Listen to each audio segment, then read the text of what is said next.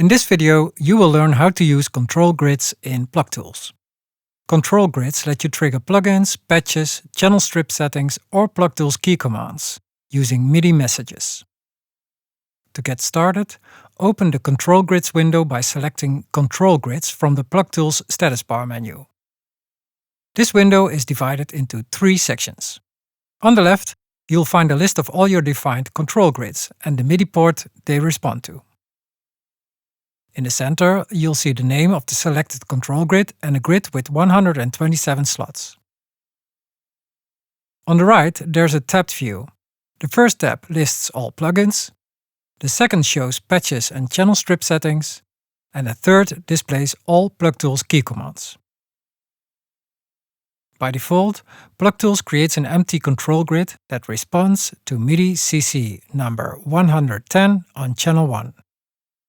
With this grid selected, you can drag and drop plugins, patches, channel strip settings, or key commands into any slot. For example, you might drag the Logic Adaptive Limiter plugin to slot 1, the Studio Grand patch to slot 2, and the Search Tracks key command to slot 3. Each slot number corresponds to a MIDI value, completing the MIDI CC message. So, slot 1 responds to CC 110, channel 1, value 1. Slot 2 responds to CC 110, channel 1, value 2, and so on. To demonstrate, let's open the Elgato Stream Deck editor and assign buttons to trigger the first 3 slots. As you can see, the first button sends CC 110 on channel 1 with value 1, which corresponds to the first slot in the control grid.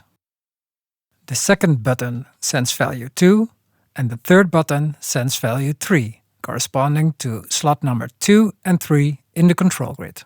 These messages are sent to the IAC port, which is also set as the input port for the control grids. Now with Logic Pro running, you can now use your Stream Deck to trigger plugins, or create tracks with patches or channel strip settings, or perform PlugTools key commands, like Search Track. Each control grid has 127 slots, and you can create as many grids as you like by clicking the plus button below the list. For example, you might create one grid for compressors, and another for your favorite patches. The only requirement is that each grid uses a unique combination of CC number and MIDI channel. To delete a grid, select it and click the minus button. You can also drag and drop multiple items at once when creating a new grid. To rearrange slots, simply drag one slot's content onto another. Enabling the trigger button allows you to trigger slots without MIDI.